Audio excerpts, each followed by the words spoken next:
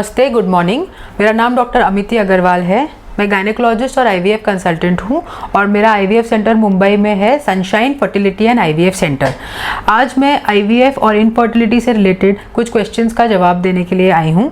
और एक बहुत कॉमन सवाल ये पूछा गया है कि पीरियड आने के बाद कौन से दिन में गर्भधारण होता है, तो किस टाइम पे रिलेशन रखें, तो किस टाइम पे प्रेगनेंसी का चांस ज़्यादा होता है, तो उसके बारे में थोड़ा बताना चाहूँगी। सबसे पहली बात तो ये होती है, एक बात ये समझने की है कि एक महिला के शरीर में दो इम्पॉर्टेंट ऑर्गन्स रहते हैं। सबसे इम्पॉर्टेंट रहता है बच्चेदानी, जिसको यूट्रस बोलते हैं। उसके साथ में दो अंडेदानी रहती है और दो यूट्रस के ट्यूब्स रहते हैं, जिसको नली बोलते हैं या फैलोपियन ट्यूब्स बोलते हैं। अब नॉर्मली कैसा होता है, जब एक पेशेंट को पीरियड, एक लेडी को जब महीना आता है, नॉर्मली उसके दोनों बच्चेदानी में एग्स रहते हैं, अंडा जिसको हम बोलते हैं।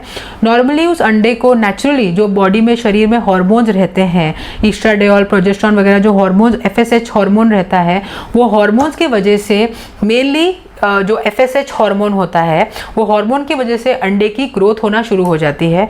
नॉर्मली उस एक अंडे को पूरी तरह से मैच्योर होने के लिए या पूरी तरह से बढ़ने के लिए या पूरी तरह से मैच्योर होने के लिए तकरीबन 8 से 12 दिन लगते हैं। ओके, तो जब पीरियड आ जाता है तो पीरियड के दूसरे दिन से वो जो अंडे की ग्रोथ है वो धीरे धीरे बढ़ना शुरू हो जाती है, और वो जो अंडे की ग्रोथ होती है वो मैक्सिमम 7वें-8वें दिन से शुरू हो जाती है। तकरीबन 10 से 12 दिन में वो अंडा पूरी तरह से तैयार हो जाता है, और उसके बाद वो अंडा फूट के फैलोपियन ट्यूब, जिसको हम नली बोलते हैं, उसके अंदर आता है। ये अंडा एक बार जो अंडेदानी होती है वहाँ से फूट करके जब फैलोपियन ट्यूब के अंदर आ जाता है, तो फैलोपियन ट्यूब में वो तकरीबन 24 घंटे तक जिंदा रहता है। उस 24 घंटे में अगर हस्बैंड वाइफ का रिलेशन होता है, संबंध होता है, तो जो शुक्राणु है, जो कि सर्विक्स, जो कि बच्चेदानी का जो मुंह होता है, वहाँ पे डिपॉजिट होते हैं, वो वहाँ से चल के पूरा गर्भाशय है उसको पूरा क्रॉस करके जो ट्यूब रहती है उस ट्यूब में आता है, और जो अंडा और शुक्राणु का जो मिलन होता है, जिसको हम लोग इंग्लिश में फर्टिलाइजेशन बोलते हैं, वो फर्टिलाइजेशन प्रोसेस फैलोपियन ट्यूब में होता है। एक बार फर्टिलाइजेशन हो गया तो तकरीबन 2 से 3 दिन के बाद वो जो तैयार भ्रूण है वो आके यूट्रस के अंदर या गर्भ पिशवी के अंदर आकर बैठ जाता है, और उस प्रोसेस को हम लोग इम्प्लांटेशन बोलते हैं।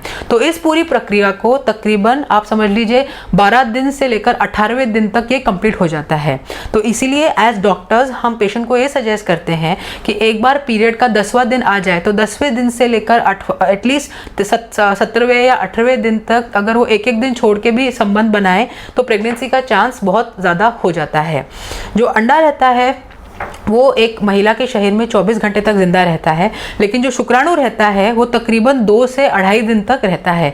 तो अगर आप अंडा फूटने के 2 दिन पहले या अंडा फूटने के 2 दिन बाद भी संबंध रखते हैं तो भी आपका प्रेगनेंसी का चांस बहुत स्ट्रांग रहता है। इस पूरे प्रोसीजर को हम लोग फर्टिलाइजेशन बोलते हैं, और सक्सेसफुल गर्भधारण होने के लिए ये पूरी प्रक्रिया आवश्यक होती है।